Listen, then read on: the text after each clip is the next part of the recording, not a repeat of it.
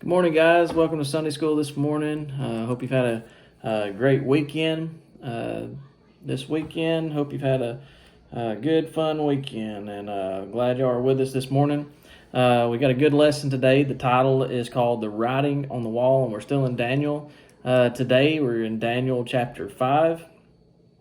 The family theme is God rules in the kingdom of men. It says that the target says that we need to know that God humbled Belshazzar and demonstrated that he rules the kingdom of men.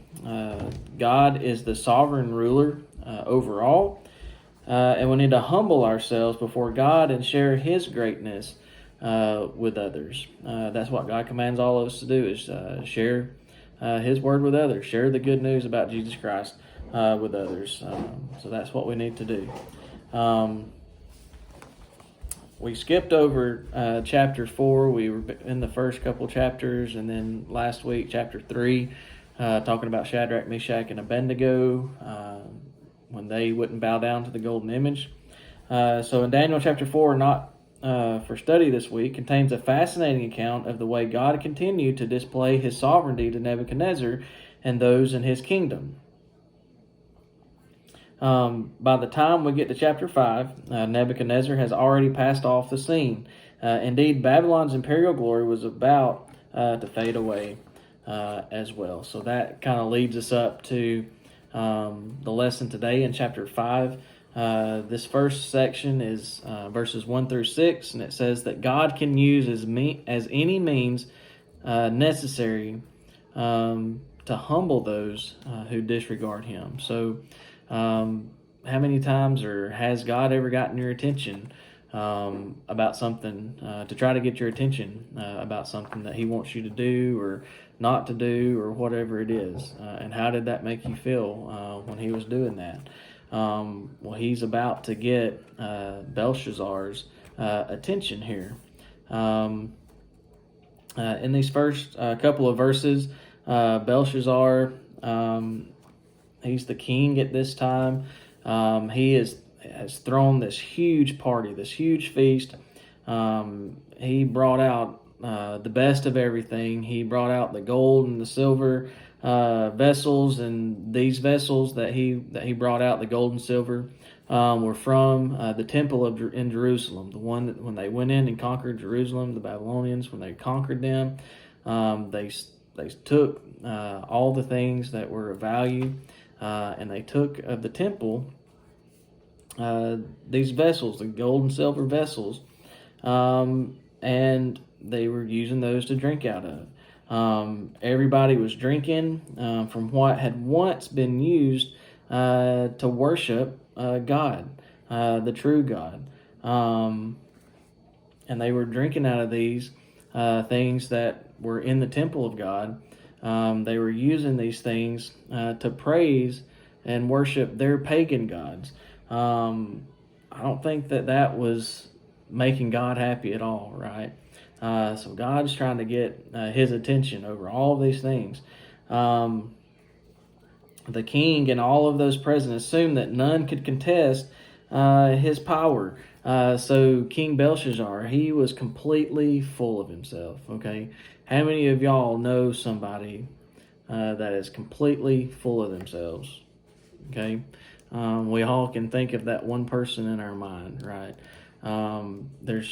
Sometimes there's just no getting to them. No matter what we say, no matter what we do, it just seems like their ego just keeps getting bigger and bigger and bigger and bigger.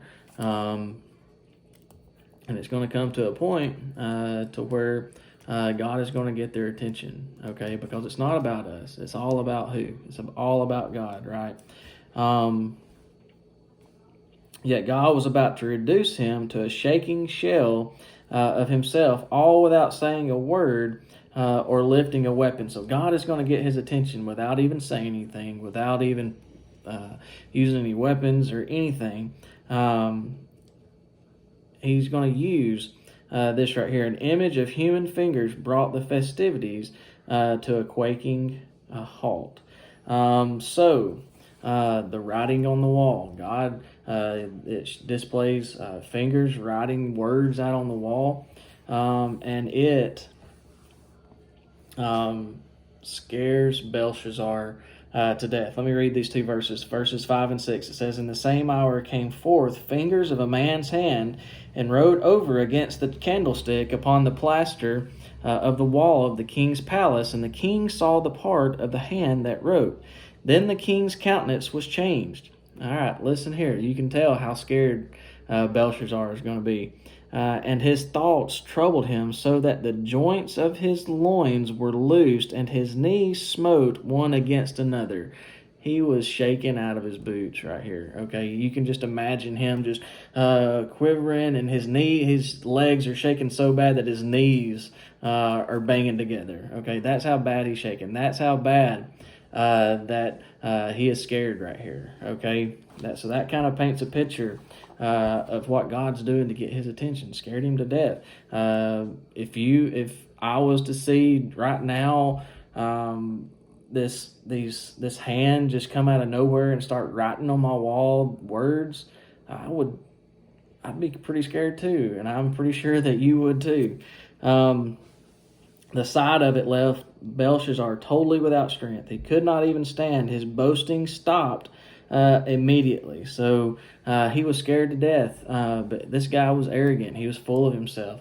He kept boasting about all these great things that he had done and throwing these huge parties and doing all these things. And as soon as that happened, his boasting immediately stops. He was scared to death. He was shaking all over. I imagine that you would be too, right? So what do we need to do? We need to humble ourselves and show God the reverence he deserves. We need to humble ourselves, and we need to give God the praise, honor, and glory that he deserves. Why? Because he's done everything for us. Okay? He's done everything for us. He deserves our praise, honor, and glory. In today's culture, we are taught to flaunt our talents, brag about our achievements, and let everybody know just how awesome we are. Okay, that's the culture that we live in.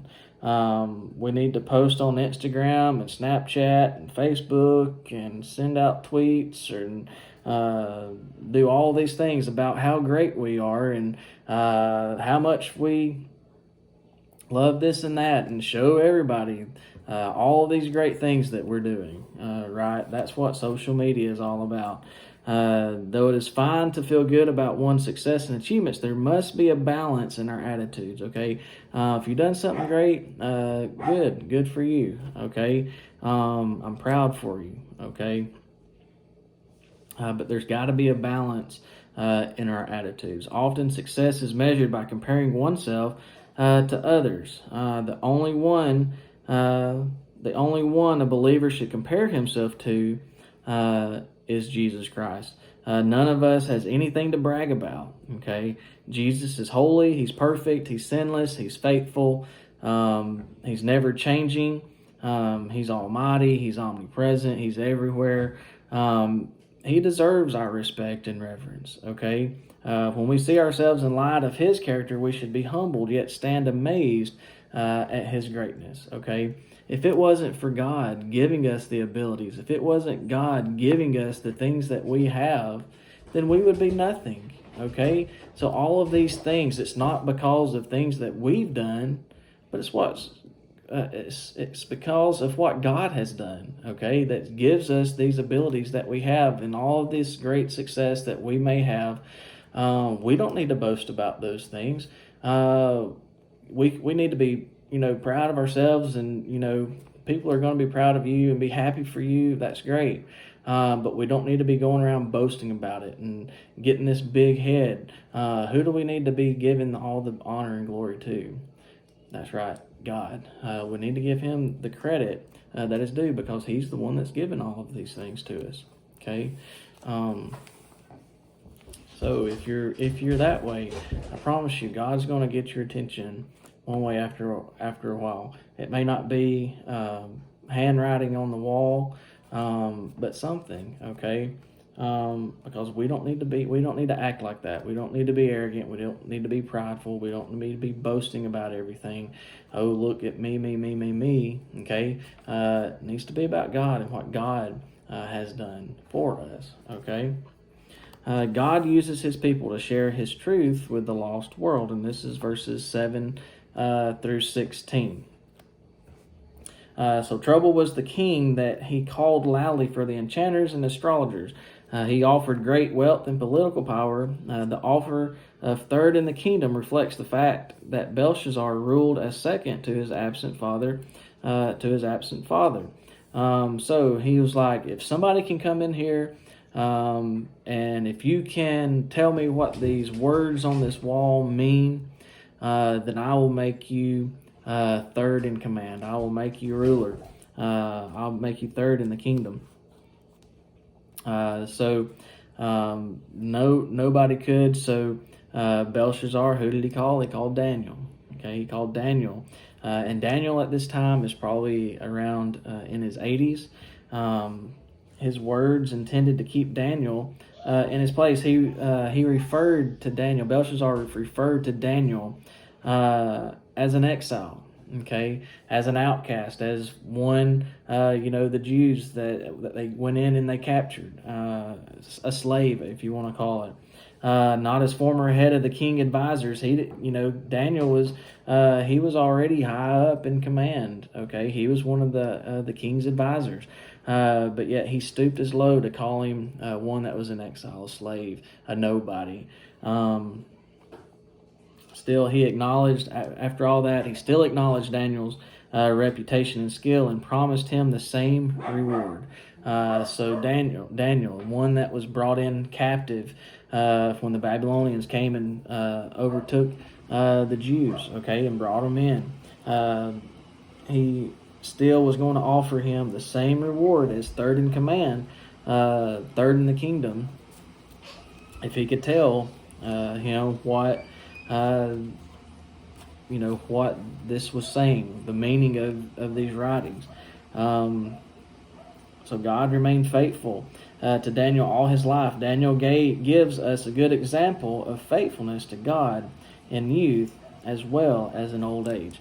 So the things that God has brought him of, he was brought captive, he was a slave, but yet God used him and brought him, and he was one of the highest in the king's advisory board, okay? And now, after all of these things that he's been through, God's using Daniel again to interpret these sayings, and now, after he's interpreting these sayings, he's going to be third in command. He's the next one that's going to be in charge, okay? So God, if we are faithful to God, if we don't turn our back on God, just as we saw last week in our Sunday school lesson with the 3 Hebrew children in the fiery furnace, if we don't turn our back on God, if we don't,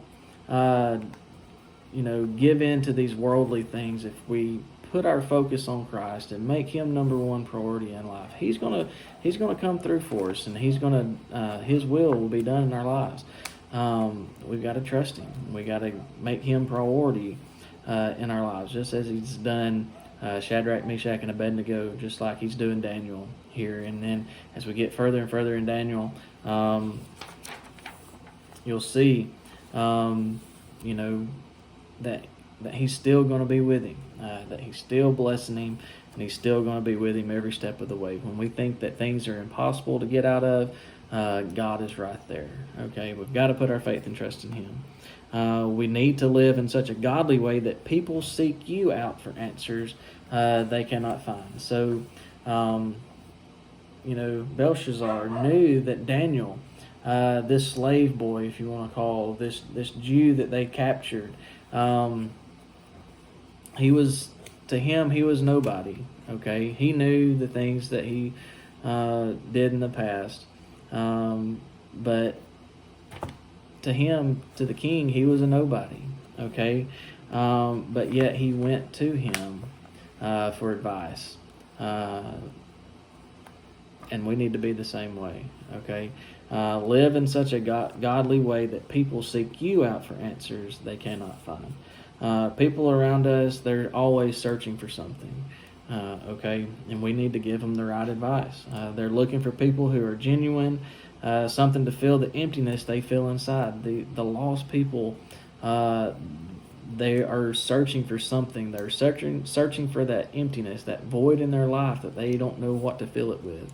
And that thing that they need to fill it with is Jesus Christ.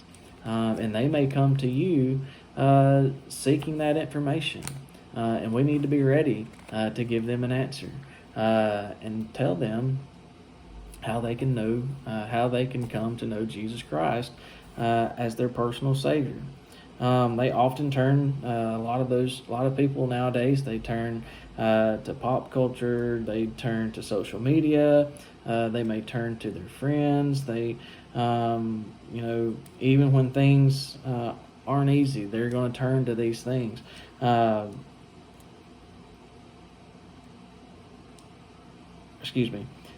going to go to their friends who are often just as confused and empty as they are. Okay, so we've got to be ready. We need to be that friend to where they know that they can come to you for those answers. However, some look for people who are different, who seem happy and peace-filled even when things are not easy. By living for Jesus and trying to follow His path in life, you should stand out as different. Not perfect, but different. Okay? Though they may not realize it, your kind of different is just what others may be looking for. I like that. Your kind of different is just what others may be looking for. It's exactly what others are looking for. Okay? That void that they feel like that they need in their life, we have it because we're different. Okay? And they are looking for that void. And we need to tell them how to get it. Okay? We need to be able to tell them how to get it. Your kind of different is just what others may be looking for. It's exactly what others are looking for if you're a child of God. The sovereign God humbles the proud, and this is the last verses 17 through 31. Daniel said that God himself had given Nebuchadnezzar his kingship and power. He reminded Belshazzar and Nebuchadnezzar's own descent into madness before he finally acknowledged the God of heaven. Listen to these verses about Nebuchadnezzar. In verse 20, it says, listen to what the state of mind that Nebuchadnezzar got into. Okay, but when his heart was lifted up, and his mind hardened in pride, he was deposed from his kingly throne, and they took his glory from him. And when he was driven from the sons of men, and his heart was made like the beast, and his dwelling was with the wild donkeys, they fed him with grass like oxen, and his body was wet with the dew of heaven, till he knew that the Most High God ruled in the kingdom of men, and that he appointeth over it whomever he will. So it was like he was living like the cattle. He was out there grazing in the fields. He was eating what they were eating. Okay, that's how he was living. Okay, he had gone mad. Okay, God had numbered the days of Babylonian kingdom. He took the rule from Belshazzar and passed it along to the Medes and Persians. The king kept his word, but lost his kingdom and his life that night. His pride perished with him. And in verse 29, so these writings on the wall, okay, the people understood the words. They did not understand what they meant. So in verses 24 through 28, it says, Then was the part of the hand sent from him, and this writing was written. And this is the writing that was written. Tekel, Upharsin. I hope I said that right. I probably mispronounced all of those. This is the interpretation of the thing. Mean, which is spelled M-E-N-E. God hath numbered thy kingdom and finished it. The next one in verse 27, Tekel, thou art weighed in the balances and art found wanting. And Perez, thy kingdom is divided and given to the Medes and the Persians. So he was telling them that their days, God was telling them their days were numbered. Their days were numbered of the Babylonian kingdom. And he was that they were going to be overthrown by the Medes and the Persians, and that's exactly what happened. The king, he had kept his word about Daniel being the third in command, third in the kingdom, but he lost his kingdom and his life that night. And that night was Belshazzar, the king of the Chaldean slain. He was slain that night, and Darius the Median took the kingdom, being about 62 old. So now Darius has taken over, and that's where we stop today. So God was telling them what was going to happen, but they didn't listen. Okay, so God was clearly telling them what was going to happen, and because of those things, guess who's at the top? Daniel. Daniel is there at the top. God is providing for him. God is taking care of him. And it's because Daniel never strayed from God. He put his focus and his efforts in doing what God would have him to do and what God would have him to be. And that's exactly what we need to do. This says, humbly walk with God and warn others that God rules the kingdom of men. Okay, God is the one in charge. Okay, we need to be listening to what He wants us to do, not what we want to do. Having an arrogant attitude and sitting in judgment of everyone around you will never bring people to Jesus. That's not the way that we need to act. Instead, by doing your best to be like Jesus, you will show others what having a relationship with Him looks like in everyday life of a young person. Submitting yourself to His authority and following His way for your life says much more than a holier than thou kind of attitude. Being a hypocrite would turn people away from you and Him. Okay, if you're going to talk the talk, you need to walk the walk as well. Okay, don't be claiming to be something that you're not. You either are a Christian or you're not a Christian. Okay, you can't be in between. The Bible clearly says that we can't serve two masters. We're either for God or we're not. We either are a Christian or we're not. We can't be somewhere in between. Okay, we can't be, doing one thing and saying one thing and living one way 1 minute, worldly, and then turn around the next day, 5 seconds later, and be, oh, I love God and I'm, all of this stuff. I see it all the time on social media, and I know that you have too. 1 minute you see a video of somebody cussing and doing all of these things, and then the next post they put, oh, how I love Jesus. Okay? What is that saying? I don't know. It's not good. I know that. It's not painting a good picture for whoever's posting those things. If you're going to be a Christian and stand firm on God's word and be that He would have us to be, and be different. Don't be like the world. We have to be different. The Bible says that we're set apart, that we're supposed to be different, that we're supposed to be the light of the world. And how can we shine if we're living in darkness? We can't. There's no way. Okay? We have to be the light. We have to be the light to others. We have to stand on what we believe in and be what God would have us to be, and give Him all the praise, honor, and glory for everything. Again, it's not anything that we've done, what I've done. It's what God has done through us and what God continues to bless us with. Okay? And He deserves all those things that He has done for us. He deserves that praise, honor, and glory. So we need to give it to Him, okay? And if we do that, I know I say this a lot, but if we're faithful to God, then God is faithful to us, okay? He's going to be with us every step of the way. So I hope that you have a good rest of the day. I hope to see you in church this morning. Until next time, I love you. I'll see you soon.